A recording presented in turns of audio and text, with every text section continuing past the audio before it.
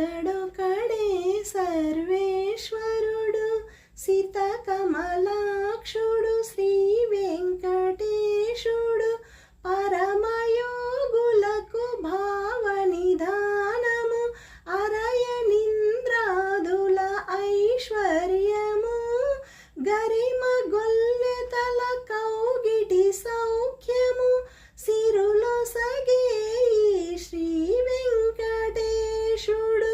కలిగి యశోదకు కన్నమానికము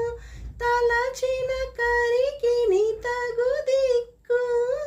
అల ద్రౌపదికిని ఆపద్బంధుడు చెలరి